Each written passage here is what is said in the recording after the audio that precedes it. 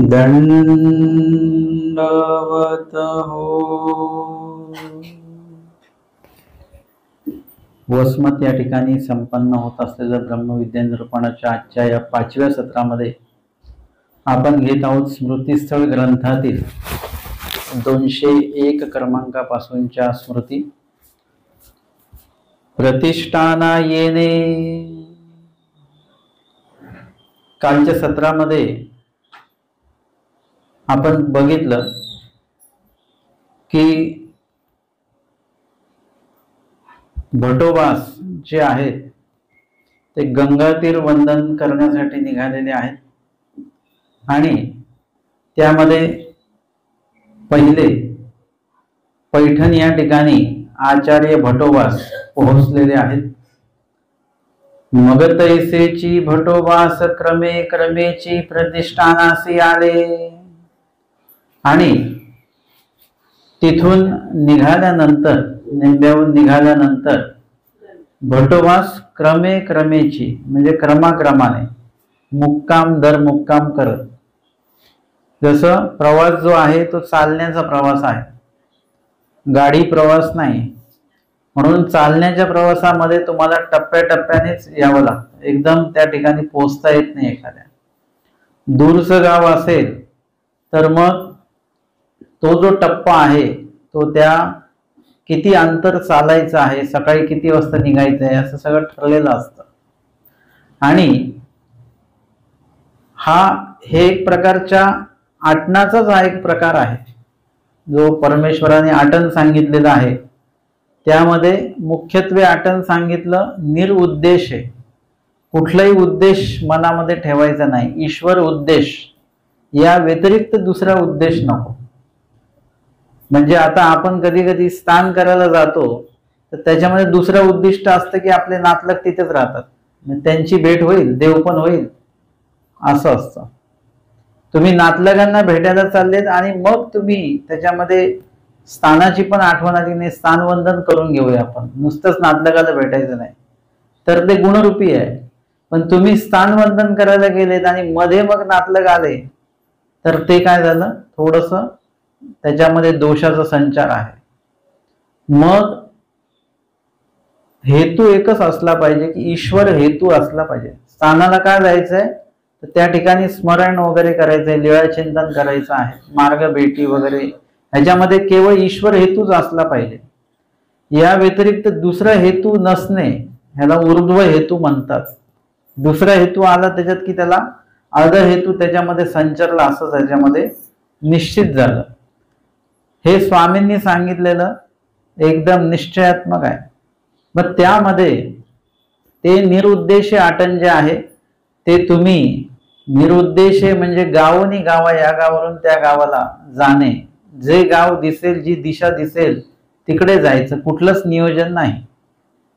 म्हणजे गावागावाचं नियोजन नाही की आता उद्या या गावाला, परवा त्या गावाला, असं नाही, जिथे मुक्काम तिथे मुक्काम करून घ्यायचा।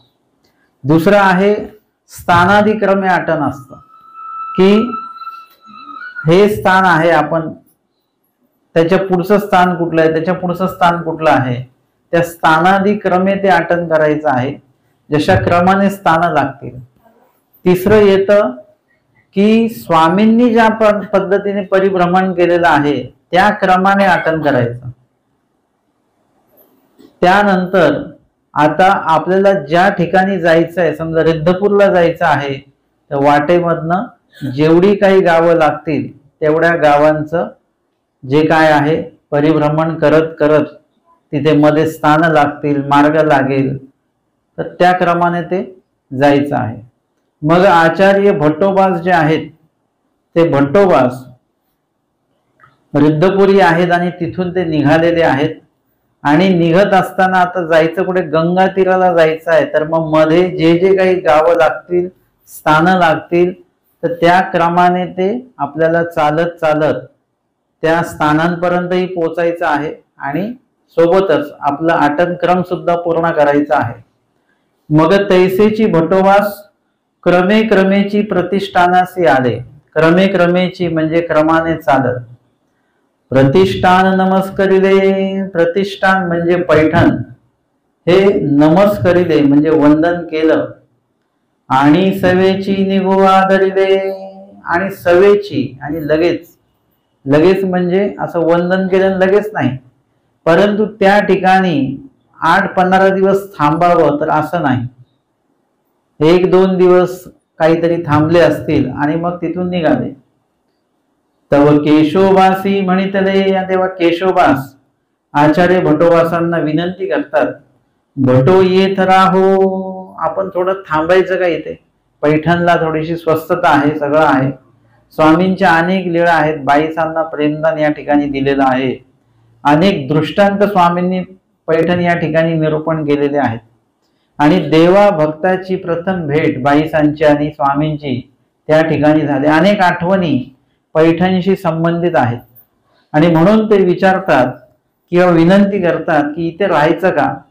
भटोबास म्हणतात, पैठण रिद्धपुरीचे भात मज वेळविती नागा, म्हणजे पैठण आणि रुद्धपूर या दोन्ही ठिकाणी मला राहणं थोडस कठीण जातं.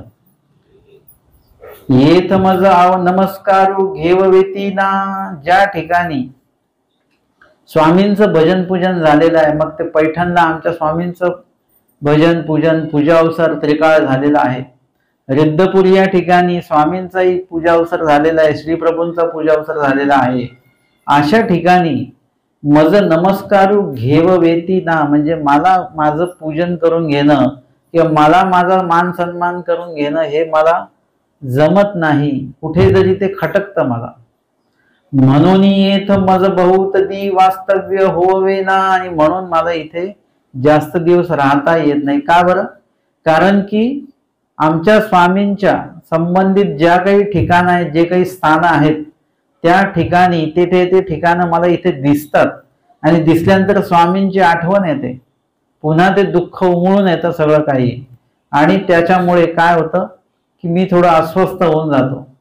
म्हणून या ठिकाणी रिद्धपूर असेल किंवा पैठण असेल त्या ठिकाणी मला जास्त वास्तव्य करता येत नाही, कारण की तेवढी देवाची जास्त आठवण येते, आणि म्हणून बहुत दी वास्तव्य होवे ना, जास्त दिवस थांबायची म्हणजे इच्छा असून सुद्धा थांबता येत नाही, इतकं विरह दुःख भरतं. म्हणजे ती परिस्थिती आचार्य भटोबासांची काय आहे ते आपण लक्षात नाही घेऊ शकत, आपण ती जाणू शकत नाही, इतकं दुःख त्यांच्या अंतःकरणामध्ये आहे.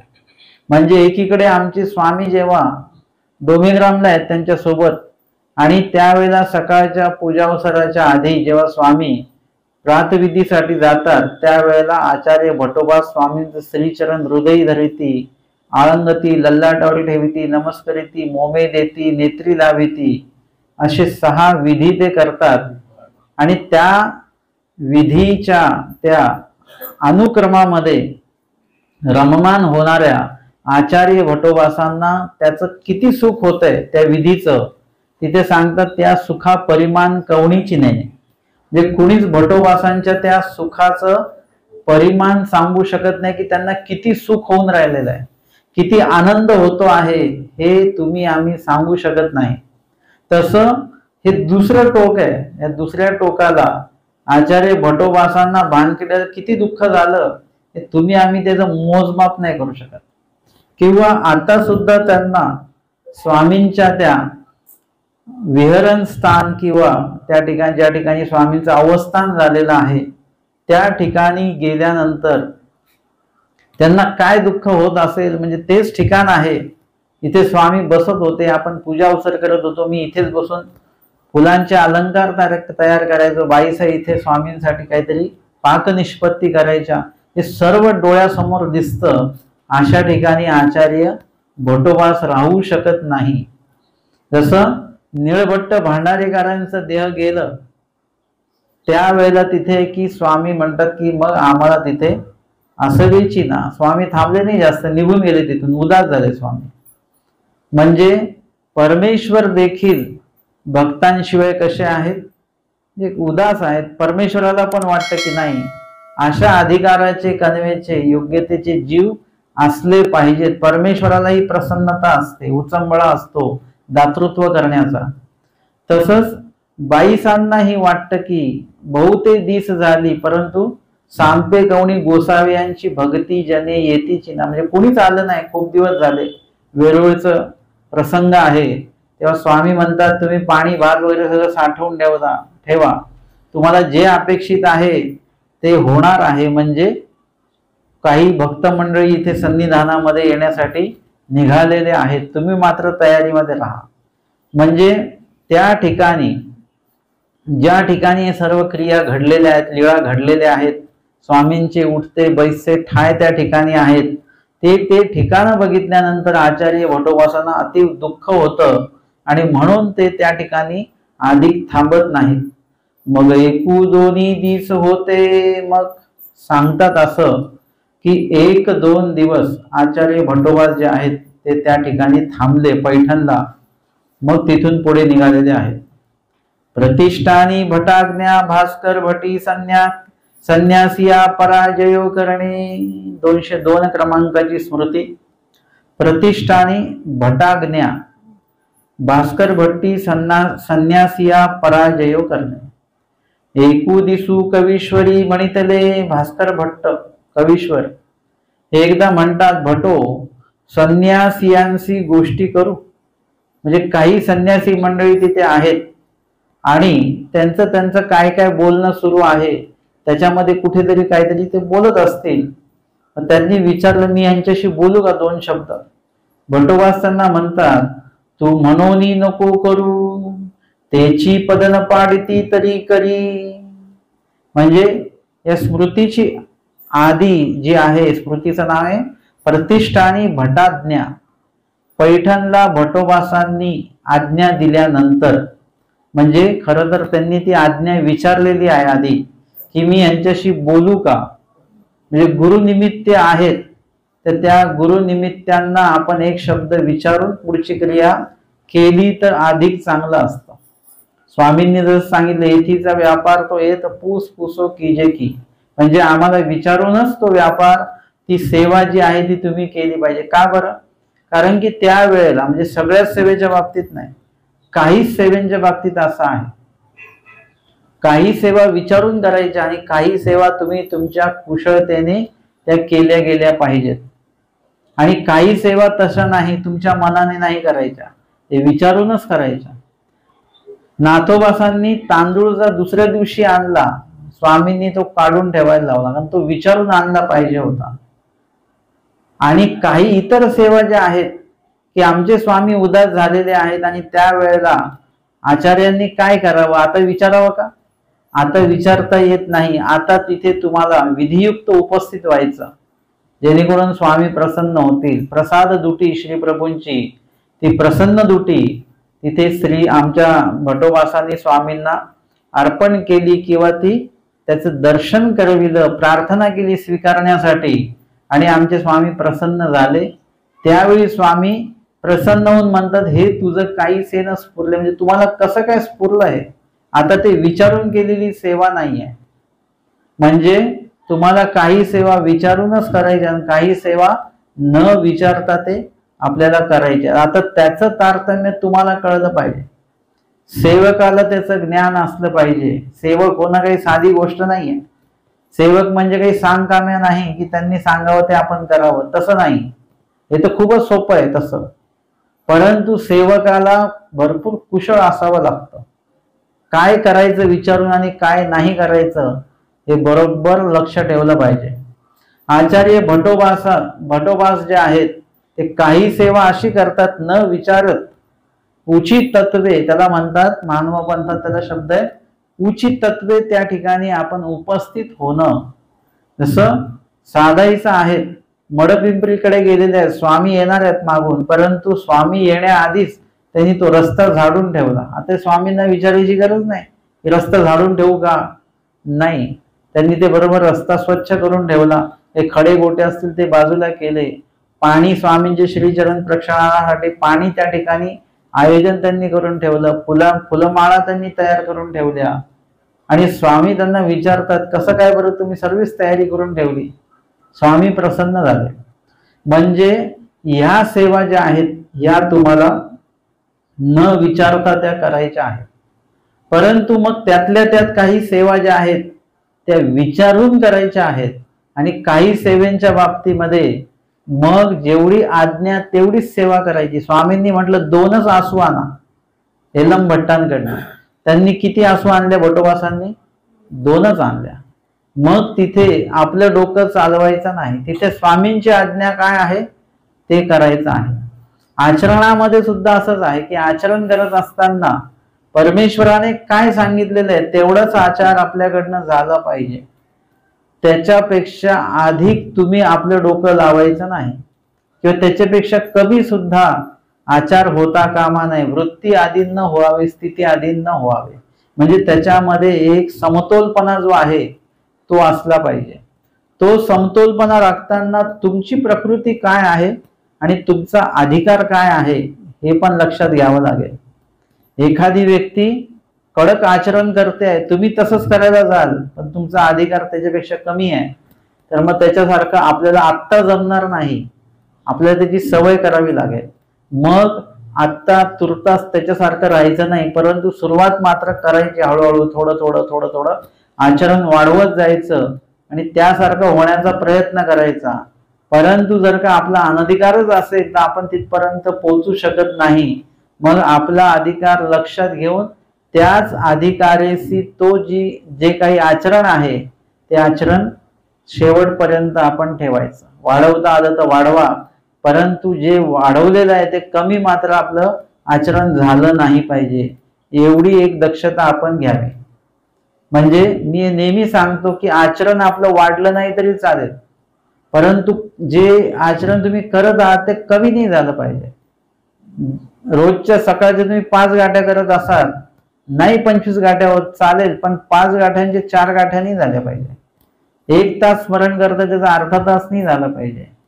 म्हणजे हा क्रम जो आहे तो आपल्याला असं टिकवून ठेवायचा आहे. म्हणून या ठिकाणी आपल्या अधिकाराच्या अनुरूप आपल्याला काय करायचं आहे, आपलं आचरण जे आहे ते कायम तर ठेवायचंच आहे, पण अधिकार वाढतोय का हे पण थोडस पडताळून बघायचं. कधी कधी आपल्याला वाटतं नाही मी एवढंच करू शकतो. काही लोक किती स्मरण करतात, आम्ही सकाळी 1 तास करतो. किती दिवस झाले? 20 वर्ष झाले. माझा नियम आहे 20 वर्षापासून 1च तास स्मरण करायचं. का बरं? स्वामींनी 3 ते 6चा जो वेळ दिलेला आहे त्याचे 1 तासाचे 1.25 तास, 1.5 तास, 2 तास आपल्याला करता आले पाहिजेत. आपण जसं घर मोठं करतो, खूपशा गोष्टी आहेत त्या आपण वाढवतो. आपल्या घरातले कपडे वाढवतो, दागिने वाढवतो, पगार वाढवतो, उत्पन्न वाढवतो. मग स्मरण मात्र आपण कमी का करतो? स्मरण सुद्धा वाढवलं पाहिजे, वाढतं विधी असला पाहिजे आपला. आणि म्हणून त्या ठिकाणी ती आज्ञा जी आहे, परमेश्वर आज्ञा काय आहे? आता भटोबास जी आज्ञा देतील ती कोणाची आज्ञा देतील?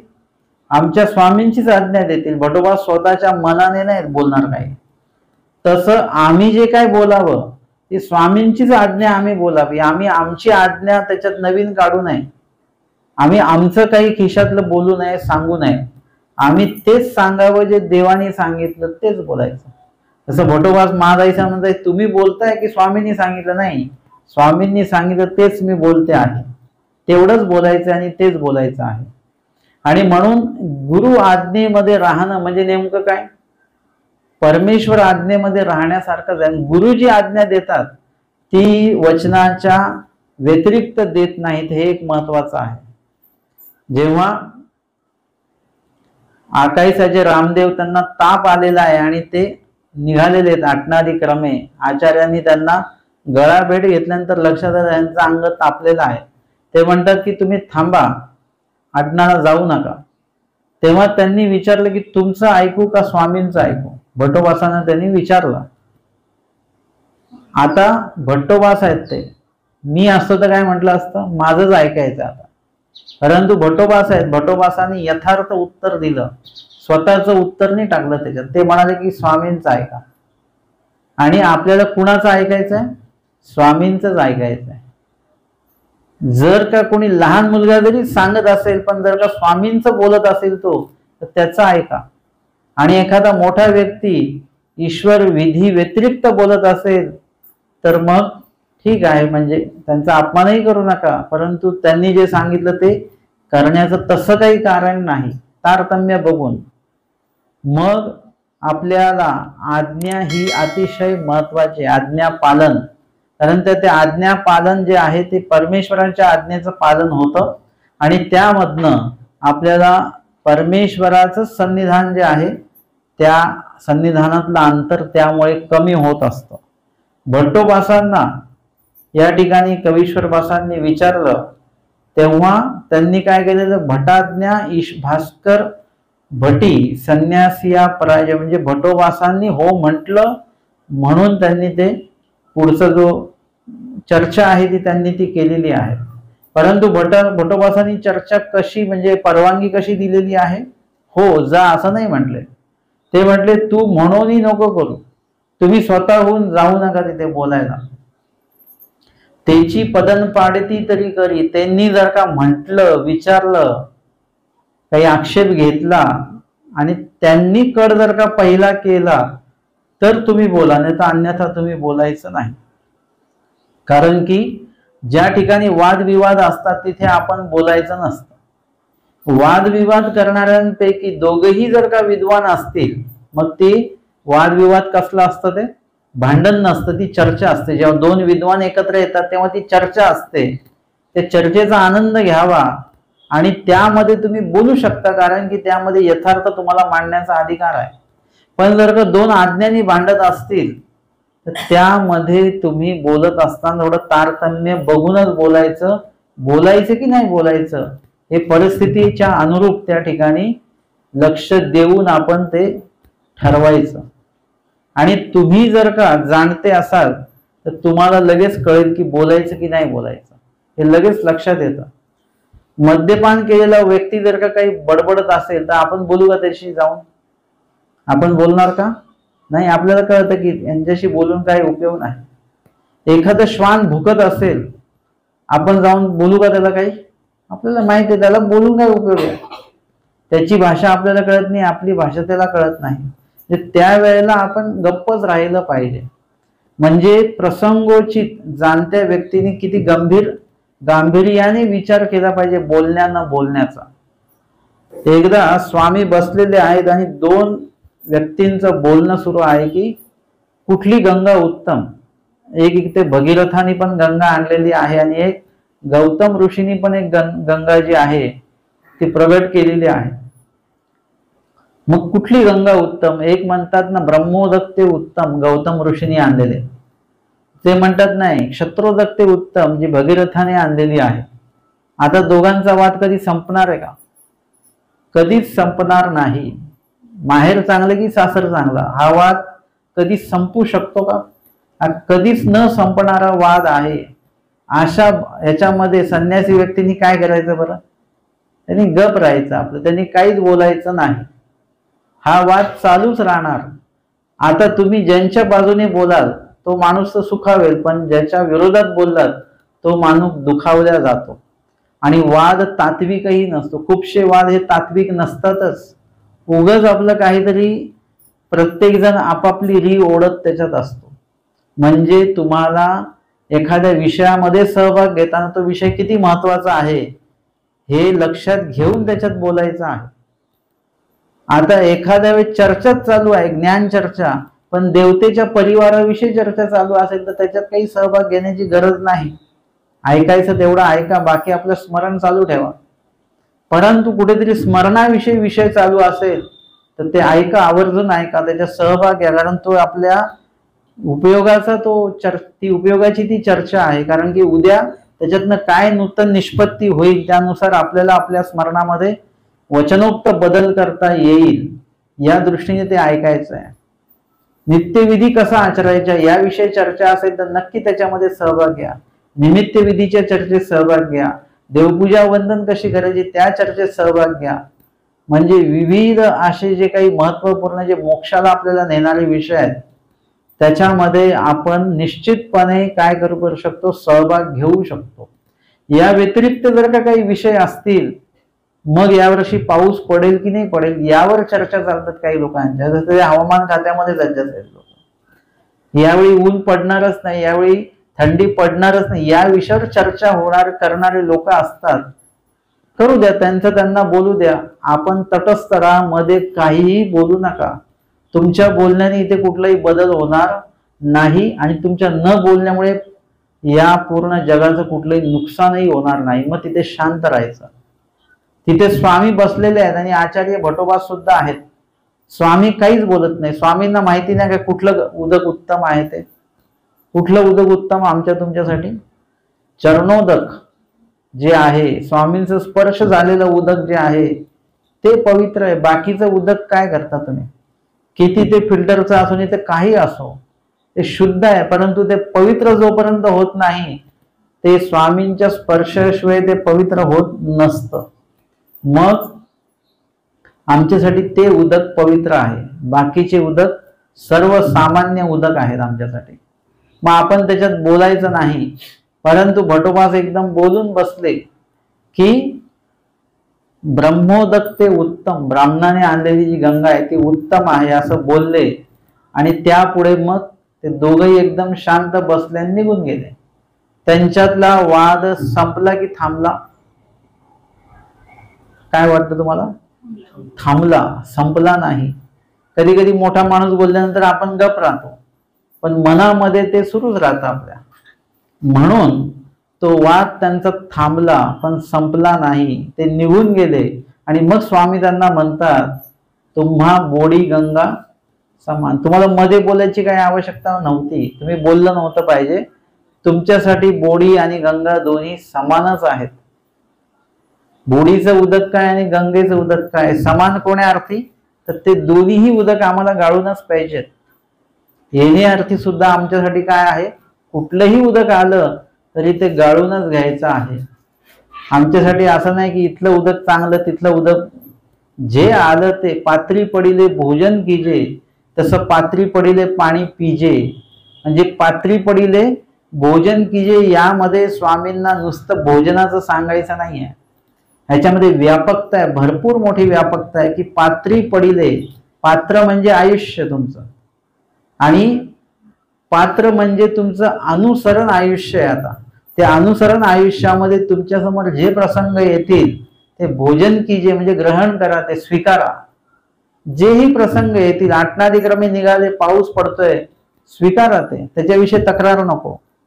किंवा अजून काही कार्य आहेत त्याविषयी तुम्हाला कुठल्याही प्रकारची तक्रार नको. त्या कार्य तुम्हाला स्वीकारता आले पाहिजेत, असं स्वामींचं म्हणण्याचा व्यापक हेतू त्याच्यामध्ये आहे. आणि म्हणून ह्या सर्व गोष्टी ज्या आहेत त्या आज्ञेशी संबंधित आहेत, ईश्वर आज्ञेशी, की कुठे बोलावं आणि कुठे न बोलावं.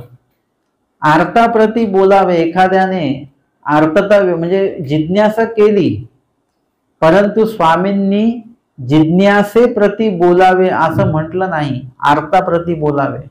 म्हणजे ज्याला जिज्ञासा आहे त्याला आवड असेलच असं नाही.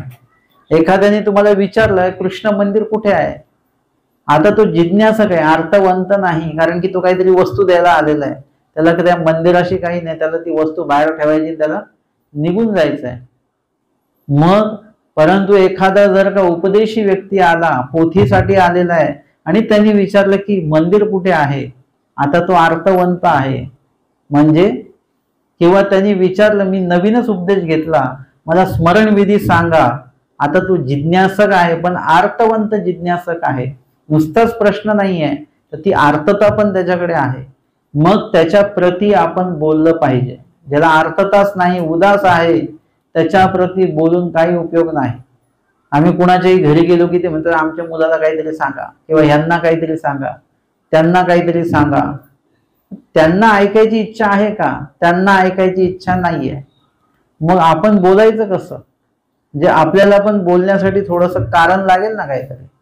जबरदस्त त्याला आपण बसवू शकत नाही. म्हणजे त्या ज्या काही आज्ञा आहेत, अर्थाप्रती बोलावी, ही सुद्धा ईश्वराची आज्ञा आहे आपल्याला. म्हणून ते आज्ञेच्या अनुरूप आपल्याला चालायचं आहे. म्हणून भटोबास म्हणतात की तुम्ही स्वतःहून बोलू नका. ते जर का काही बोलले, काही त्यांनी प्रश्न छेडला तुम्हाला, तरच तुम्ही बोलावं. स्वतंत्र तुम्ही बोलू नका. परितव एकू दिसू कोठे नेनो योग पुरला. मग नंतर कधीतरी केव्हा तरी एकू दिसू कोठे नेनो, कुठे जरी असं काही माहिती नाही, निश्चित असं कशावरून योग पुरला म्हणजे तो बोलण्याचा योग जो आहे तो आलेला आहे, चर्चेचा योग जो आहे तो आलेला आहे। कवीश्वरी निरोत्तर केले, आणि कवीश्वर बास हे कर्मराटीचे विद्वान होतेच, हुशार होते, परंतु ते दैवराटीमध्ये सुद्धा त्यांचा तो अधिकार जो होता तो एकदम उजळ असा अधिकार होता, आभार होता, आणि त्यांनी ब्रह्मविद्याही चांगल्या प्रकारे अवगत केलेली होती। आणि त्यांनी मग काय केलं, चर्चा केली त्यांच्यासोबत आणि त्यांना निरोत्तर केलं। सिद्धांत अन्य राटीमध्ये पण आहेत चांगले, पण त्याची सुरुवात आणि शेवट हा तिथे आपल्याला व्यवस्थित बघायला मिळत नाही। दैवराटीमध्ये आपल्याला सुरुवातही कळते, ही सृष्टीची रचना कुठून, आपण कुठून, हे सगळं कळतं, आणि शेवट काय ते म्हणजे पूर्णपणे त्याचे उत्तर आम्हाला आमच्या स्वामींनी सांगून ठेवलेली आहेत। मग ते बोलताना त्याचा पुरेपूर हा उपयोग होत असतो। आणि म्हणून त्यावेळी त्यांनी काय केलेलं आहे, योग्य ठिकाणी योग्य सिद्धांत सांगून त्यांना निरोत्तर केलं। संन्यासिया दैन्य झाले, आणि जे संन्यासी होते जे चर्चेसाठी पुढे आलेले होते म्हणा, त्यांना दैन्य झाले म्हणजे त्यांना थोडस अपमानास्पद वाटलं म्हणा, किंवा त्यांना थोडस शरमल्यासारखं झालं की आपल्याला हार पत्करावी लागली म्हणून। पुढची स्मृती येते 203 क्रमांकाची, तथा पिंपळेश्वरा न वच म्हणणे। पिंपळेश्वर म्हणजे ते ठिकाण आहे, ते त्या ठिकाणी जायचं नाही असं आचार्य भट्टोबासांनी सांगितलेलं आहे। मग तियेची काळी की अनेक काळी झाले ते नेणीजे, मग त्याच काळी का नंतरच्या काळात हे काही माहिती नाही, परंतु ही घटना अशी घडली। एक दिसू भट्टोबासी कवीश्वर बासा ते म्हणितले, एक दिवस भट्टोबासांनी कवीश्वर बासांना म्हटलं, भटो तू पिंपळेश्वरा न वच, परी कवीश्वरासी अंतःकरणे जावे ऐसेची होते। म्हणजे कदाचित ते काही निंदा करत असतील, काही त्यांनी काही आव्हान केलं असावं म्हणा वगैरे, पण भट्टोबासांनी म्हटलं तुम्ही काही जाऊ नका। म्हणजे व्यक्ती विद्वान असेल तर त्याला असं असतं की आपण बोललं पाहिजे।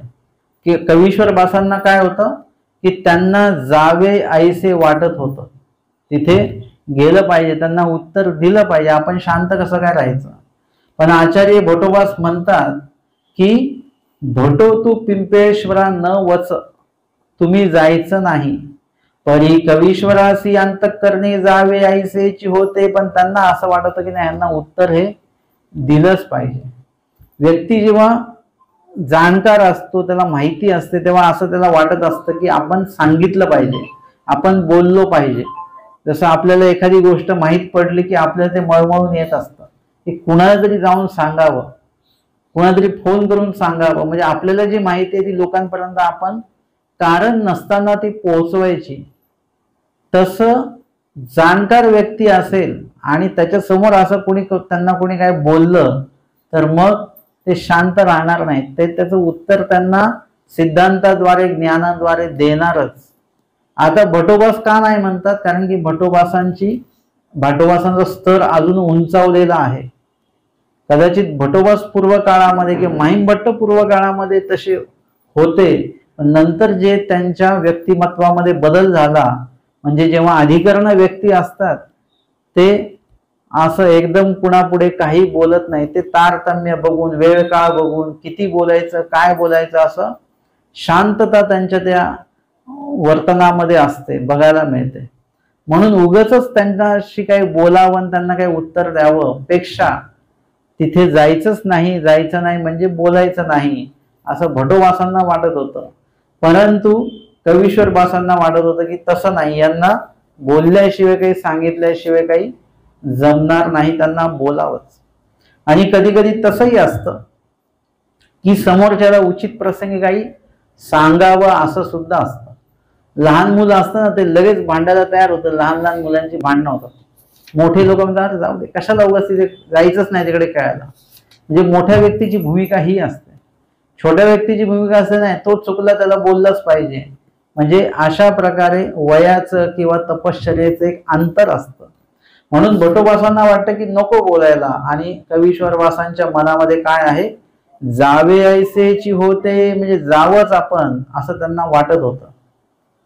पुढची स्मृती येते 204 क्रमांकाची. पिंपळेश्वरी कवीश्वर चर्चा. पिंपळेश्वर या ठिकाणी ज्यांना जायला सांगितलेलं नव्हतं, तिथे आचार्य भटोबासांच्या आज्ञा नव्हती, त्यांची इच्छा नव्हती, परंतु एक दिवशी तसाही योग आला आणि कवीश्वरबास त्या पिंपळेश्वराकडे गेलेले आहेत आणि त्यांची चर्चा त्या ठिकाणी झाली. एकू विद्वांस प्रतिष्ठानासी आला. एक विद्वांस म्हणजे कर्मराठीचे ज्ञानी असलेले व्यक्ती ते पैठणला आले.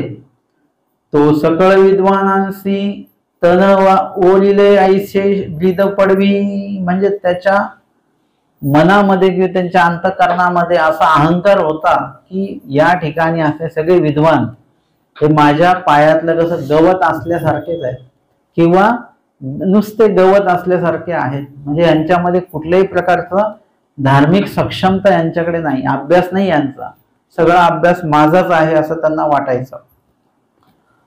परित्यासी कोणी पुरे नव्हे, परंतु कोणही त्यांच्याशी चर्चा करायला पुढे जात नव्हतं, कारण की सगळ्यांना असं वाटायचं हे प्रचंड विद्वान आहेत आणि आपण जायचं आणि आपण त्यांच्या समोर जे काही बोलायचं आहे ते आपल्याला बोलता नाही आलं तर आपला अपमान होईल, आपण हरून जाऊ.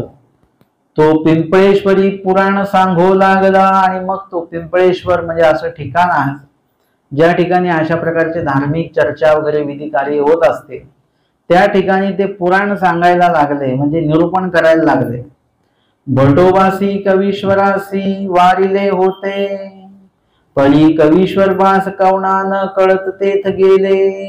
कवीश्वर बासांना भटोबासांनी वारलेलं होतं, म्हणजे सांगितलेलं होतं की जाऊ नका त्या ठिकाणी, चर्चा करू नका, परंतु कवीश्वर बास कवना न कळत तेथ गेले, कुणालाच माहिती पडू न देता कुशळतेने तिथपर्यंत पोहोचले.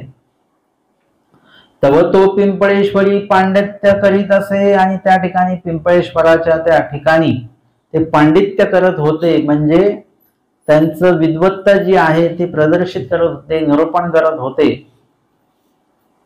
सभा घनदाटली असे, आणि त्या ठिकाणी भरपूर गर्दी जमलेली होती लोकांची, खूप लोक जमलेले होते.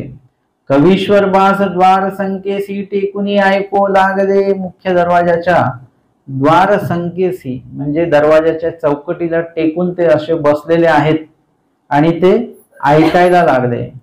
तर एकी ठाई चुकी देखिली. सर्व त्यांचं बरोबर सुरू होतं सांगणं, आणि असं होता होता एकदम अचानक लक्षात आलं की हा श्लोक त्यांनी चुकीचा म्हटलेला आहे, इथे यांनी चुकीचा शब्द प्रयोग केलेला आहे, त्यांच्या लक्षात आलं.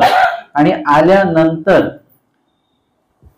आणि कवीश्वरी म्हणितले, आणि कवीश्वरी बास एकदम त्या प्रवचनामध्येच बोलले, मध्येच बोलले, अबध अबध अबध, तीनदा बोलले, अशुद्ध अशुद्ध अशुद्ध, चूक चूक चूक, इथे चुकलं बरं का, असं तीनदा बोलले. आणि असं बोलल्यानंतर ऐसे सामोरे येईजो कैसे अबध. आता ते म्हणतात की जे प्रवाचक आहेत ते म्हणतात की ऐसे सामोरे येईजो, कोण बोललं बरं, या बरं समोर या थोडस. आणि कैसे अबध म्हणजे हे कसं काय चुकीचं आहे, अशुद्ध आहे, हे मला तुम्ही काय करा, पटवून सांगा.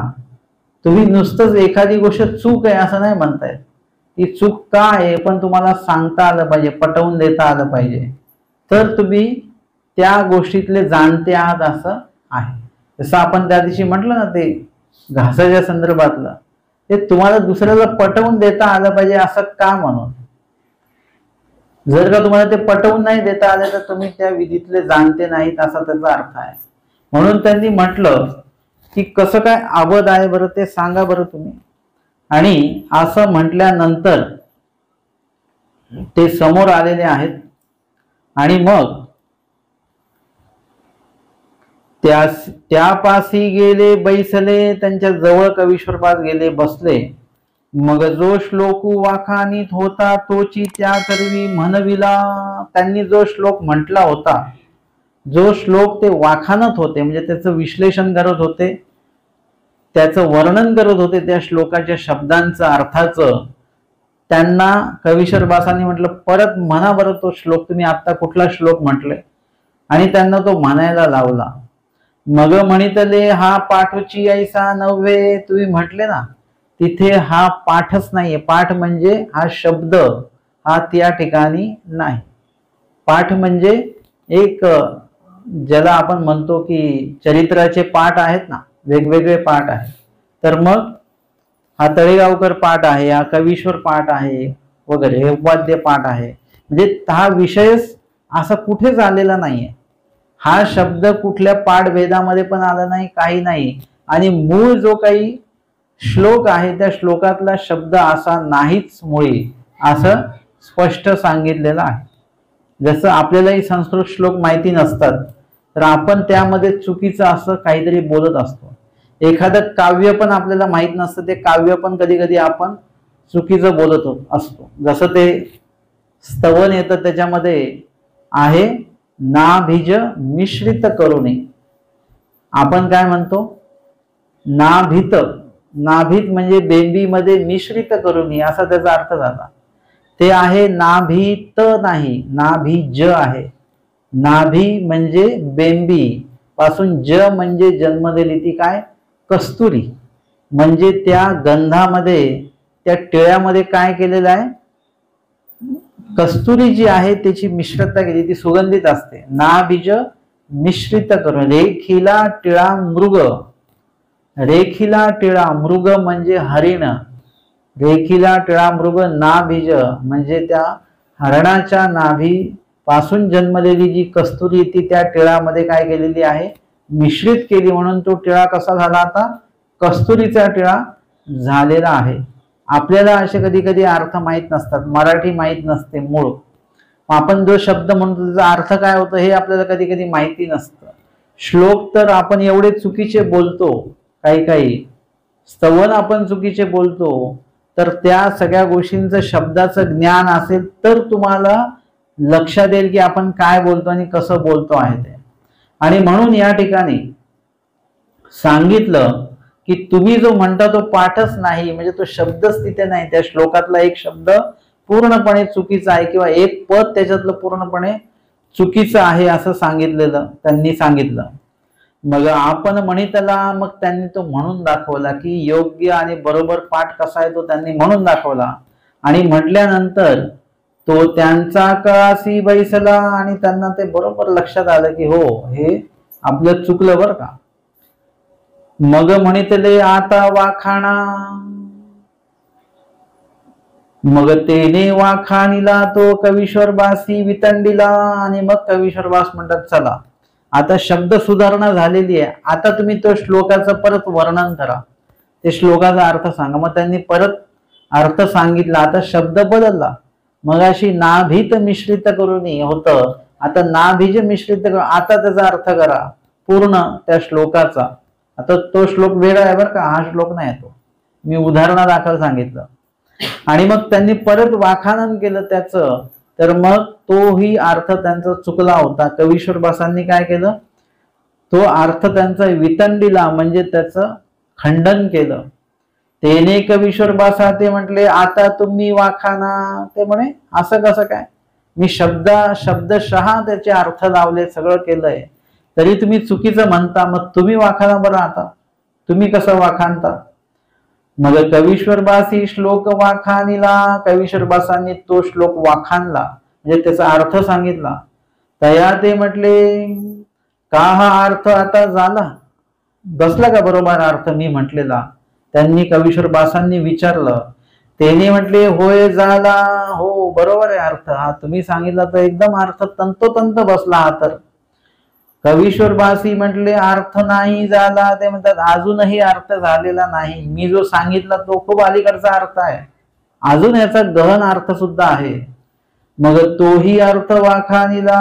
आणि तोही अर्थ जो आहे तो दुशीला, म्हणजे आधी त्या अर्थातले सुद्धा त्यांनी चुका सांगितल्या. कोणी? कवीश्वर बासांनी. स्वतःच त्याचा अर्थ मांडला, स्वतःच त्याच्यातली चूक दाखवली की हा अर्थ जसा तसा बसत नाही. मग म्हटले अर्थ तो ऐसा की म्हणून अनेक परी वाखानिला. याचा अर्थ काय आहे ते मी सांगतो परत तुम्हाला. दुसरा अर्थ वाखाणला का आता अर्थ झाला ना होय झाला. मग कवीश्वर बासांनी विचारलं दुसरा अर्थ बसला का बरोबर? आता म्हटलं हा दुसरा अर्थ एकदम तंतोतंत बसला बरं का. ना होय झाला मागो ते कवीश्वर बास म्हणतात नाही झाला हा दुसरा अर्थ पण सिद्धांत अर्थ नाहीये. एखाद्या शब्दाचे 2-3 अर्थ असू शकतात, त्याचा सिद्धांत अर्थ आपल्याला माहिती असला पाहिजे. तर जीवन असं जगण्यालाही म्हणतात, जीवन असं पाण्यालाही म्हणत असतात. मग त्यामध्ये अर्थ केला तर बरोबरच अर्थ दिसतो, परंतु प्रसंग काय आहे आणि ते काव्य काय सुरू आहे त्याच्या अनुरूप तुम्हाला जीवन या शब्दाचा अर्थ त्या ठिकाणी वाखाणावा लागेल. म्हणजे तो शब्द त्या ठिकाणी आहे, परंतु त्याचा अर्थ त्या विषयाच्या अनुरूप तुम्हाला लावावा लागेल. जसं आम्हाला कधी कधी कोणी विचारतं की या शब्दाचा अर्थ काय, आम्ही विचारतो कुठे आलेलं आहे, कुठल्या वाक्यात आलेलं आहे. मग ते वाक्य सांगा. मग ते वाक्य सांगितल्यानंतर मग तो अर्थ सांगितला जातो, कारण त्या ठिकाणी त्या शब्दाचा अर्थ तिथे काय आहे हे एक महत्वाचं आहे. म्हणजे अविद्येचा अर्थ अविद्या असा सुद्धा होतो, जे मूळ जीव स्वरूपाला लागली तसं पण होतं. अविद्ये ते प्रसवी असं जर का असेल, म्हणजे अविधी ते प्रसवे असा अर्थ असेल, म्हणजे त्या ठिकाणचा अविधी काय आहे किंवा एखाद्या ठिकाणी तो अर्थ त्या प्रकरणाच्या अनुरूप काय आहे, मग ते आहे. मग अविधी ते प्रसवे. मग तुम्हाला कुठल्या अविधीचा अर्थ पाहिजे? दोन्ही अविधीचा अर्थ वेगळा आहे. पहिल्या अविधीचा अर्थ आहे साना अविधी, तो अविधी ते प्रसवे म्हणजे मोठ्या अविधी ते प्रसवे, म्हणजे त्याचा अर्थ वेगळा आहे. असं शब्दाच्या अनुरूप तो शब्द कुठे आलेला आहे, कुठल्या प्रसंगात तो उपयोगात आणला गेलेला आहे, त्यानुसार त्याचा अर्थ होतो. मग त्यांनी परत काय केलेलं आहे म्हटलं की मागवते म्हटले नाही झाला, अजून सुद्धा त्याचा मूळ अर्थ नाही झाला.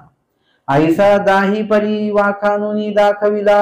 आणि दाही परी वाखानुनी याचे एका श्लोकाचे किती अर्थ सांगितले त्यांनी? 10 सांगितले अर्थ. 10 ऐकणाऱ्याला वाटायचं की बरोबरच आहे बरं का, हाही बरोबरच आहे, हा पण बरोबरच आहे, हा पण बरोबरच आहे, कुठल्या चूक वाटतच नाही. असं त्यांची कुशलता म्हणजे कवीश्वर बासांची विद्वत्ता जी आहे ती आम्हाला या ठिकाणी दिसून येते. ऐसे तयाचे अंतःकरण चंद्रमय झाले. आता कवीश्वर बासांनी त्यांनी दुखवावं किंवा त्यांना आपण अपमान करावा असा हेतू कवीश्वर बासांचा नाहीये. अशा वेळी चर्चेमध्ये समोरच्याचा अपमान होईल अशा बुद्धीने कधी प्रश्न करू नये, अशा बुद्धीने शंका निर्माण करू नये, अशा बुद्धीने चर्चा करू नये कधी. त्यामध्ये त्या जीवाचं अज्ञान फिटावं, योग्य अर्थ तो त्यांना कळावा आणि सगळ्यांना कळावा या अर्थाने आपण त्या ठिकाणी बोललं पाहिजे.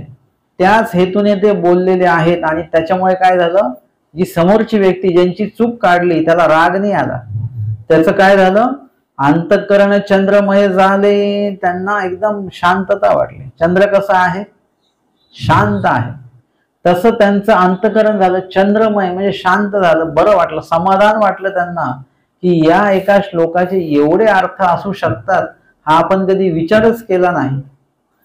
सभेसी थोर आश्चर्य झाले. ऐकणाऱ्यांना पण खूप मोठं आश्चर्य वाटलं की अरे हे कधीच आपण चिंतनही या गोष्टीचं केलं नाही. आणि मग तेने विद्वांसे म्हटले तुम्ही कवण. त्यांनी विचारलं तुम्ही आहात कोण नेमके. कवीश्वरवासी शीघ्र वाक्याची उत्तर दिले. कवीश्वरवासी शीघ्र कवी होते. संस्कृत काव्य असं लवकरात लवकर ते तयार करून बोलायचे. आणि त्यांनी एक तो श्लोक म्हटला, केचित खंड गंड दंडित जगत धीरादित पस्य स्फुरत तर्का वर्क गर्व पर्वता समरुडा विमुडा भृषभ. म्हणजे त्यांनी जो श्लोक एक म्हटला त्या श्लोकातनच त्यांनी सांगितलं की मी कोण आहे. मी कोण आहे की ज्यांना खूपच काही अहंकार झाला असेल, गर्व त्यांच्यामध्ये आलेला असेल, तर त्यांच्या त्या गर्वाचं खंडन करण्यासाठी म्हणून मी कोण आहे, काव्यामधला एक वेगळं व्यक्तिमत्व असलेला मी कवीश्वर बास आहे, अशी ओळख त्यांनी त्या संस्कृत श्लोकाद्वारे स्वतःची ती केलेली आहे. तो मी कवी भास्कर, तो मी कवीश्वर आहे, तो कवी भास्कर मी आहे. आईसे सांगितले म्हणजे त्यांनी स्वतःची ओळख सांगितली. मग तेने विद्वांसे म्हणितले तुम्ही मनुष्य नव्हा, तुम्ही येथची अधिष्ठाती देवता. मूर्तीदारी झाली माझा गर्व झाडावया. ते म्हटले की तुम्ही जरी तुम्ही म्हटले की मी तो कवी आहे वगैरे वगैरे, परंतु तुम्ही मनुष्य नाही. तुम्ही कोण आहात? देवता आहेत. आणि कुठली देवता? येथीची अधिष्ठात्री देवता. हे पिंपळेश्वराची म्हणा वगैरे, ती अधिष्ठात्री देवताच तुम्ही स्वतः आहात. आणि मूर्तीधारी झाली म्हणजे तुम्ही इथे मनुष्यधारी या ठिकाणी झालात. कशासाठी? माझा गर्व झाडावया. माझ्या मनामध्ये जो अहंकार गर्व आलेला होता तो काढून टाकण्यासाठी म्हणून तुम्ही या ठिकाणी या देवतेनेच या ठिकाणी तुमच्या रूपात अवतार घेतला. तब कवीश्वर बासी म्हटले आम्ही देवता नव्हो. ते म्हणाले नाही आम्ही देवता वगैरे काही नाही. आम्ही वेदवंती नागदेव भटांचे, आम्ही वेदवंती नागदेव भटांचे शिष्य आहोत, अशी त्यांनी त्यांची विशेष ओळख सांगितलेली आहे. आईसा तयाचा गर्व हरिला, आणि त्यांचा गर्व हरण त्यांनी केला. मग बिढारा आले, मुक्कामाच्या ठिकाणी आले. मग भटोबासांशी आपण सांगितले की नाही हे नेणीजे. त्यांनी स्वतः भटोबासांना त्याविषयी कल्पना दिली, माहिती दिली की नाही हे माहिती नाही.